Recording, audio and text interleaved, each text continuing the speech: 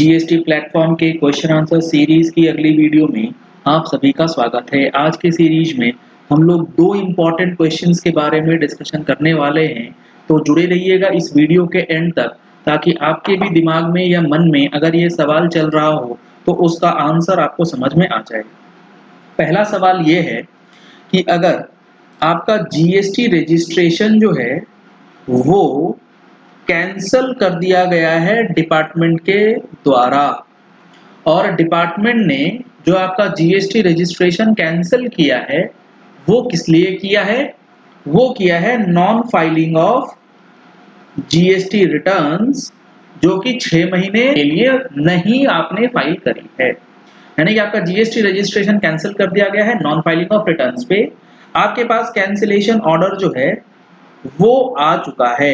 तो इस सिचुएशन में जो आपकी पेंडिंग रिटर्न्स हैं, क्या वो आपको फाइल करनी है या फिर आपको वो रिटर्न्स भी नहीं फाइल करनी है? लेट सपोज आपका जो रजिस्ट्रेशन कैंसिल हुआ है वो हुआ है आज के डेट से 31 मई 2022।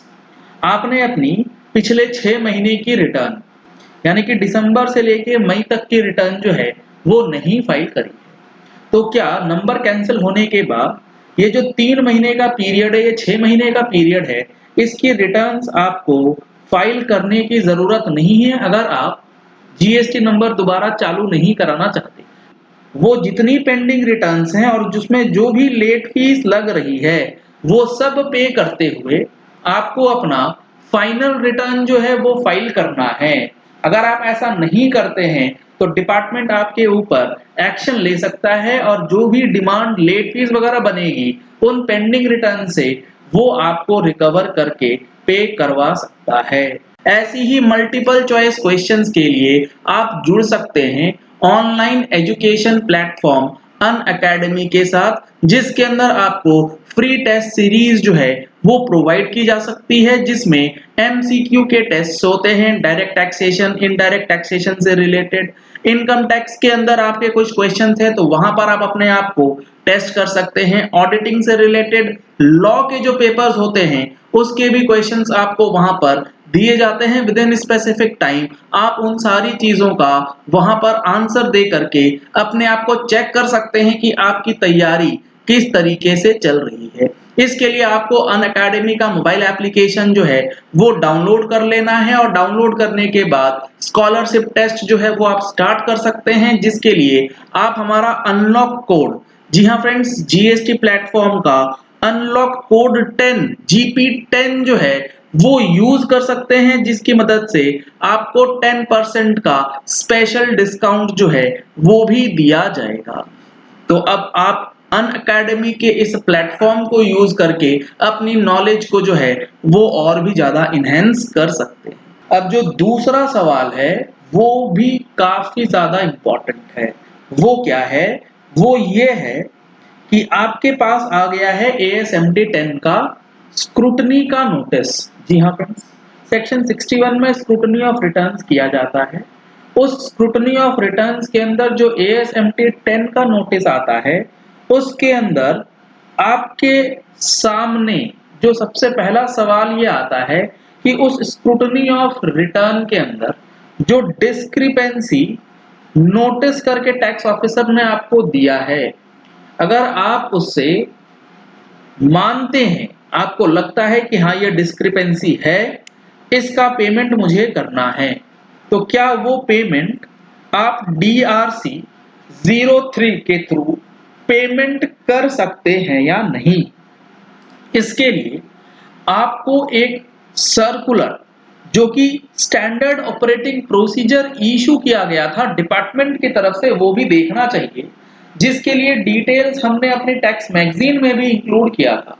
अगर आप लोगों ने अभी तक टैक्स मैगजीन का सब्सक्रिप्शन नहीं लिया है तो दिए गए नंबर्स पे कॉल करके व्हाट्सएप करके आप टैक्स मैगजीन का सब्सक्रिप्शन ले सकते हैं। अब इसके अंदर क्या बातें बताई गई थी? Standard operating procedure for scrutiny of return, period 17, 18, 18, 19 लिखा गया है क्योंकि वो टाइम बार्ड हो रहा है, लेकिन इस स्टैंडर्ड ऑपरेटिंग प्रोसीजर में एक पैराग्राफ है जो आपको बेहद अच्छे से समझना है कि क्या कहता है प्रोविजंस और क्या होना चाहिए, क्या आपको करना चाहिए। आप देखिए यहाँ क्या चीजें लिखी गई। The proper officer shall issue a notice to the registered person in ASMT 10। Scrutiny होने के बाद जो डिस्क्रिपेंसी होती है वो आपको ASMT 10 में बता दी जाती है। Informing him of the discrepancies noticed and seeking his explanation thereto। जो डिस्क्रिपेंसी मिली वो आपको बताया जाता है और आपसे एक्सप्लेनेशन मांगा जाता है।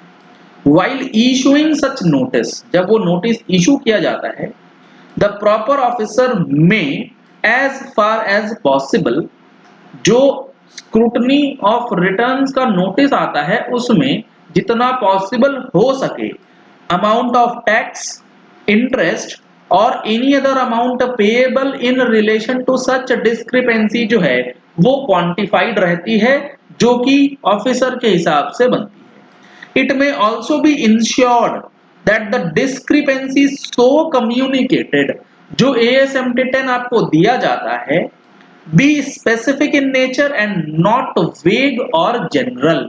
वो एक जनरल स्क्रूटनी का नोटिस नहीं होना चाहिए, स्पेसिफिक नोटिस होना चाहिए। There may be cases where the registered person may already have made additional payment of tax, cess, etc. after filing of returns for the relevant tax period through DRC 03। ऐसा हो सकता है कि 3B से return नहीं file हुई, उसमें tax payment नहीं हुआ, कुछ गलती हो गई है, लेकिन DRC 03 के जरिए पेमेंट ऑलरेडी हो चुका। The payment thus made through DRC 03 may also be taken into consideration while communicating discrepancy।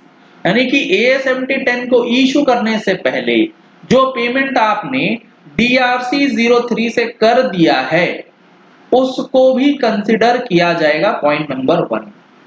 Point number 2 में बताया गया the registered person may accept the discrepancy.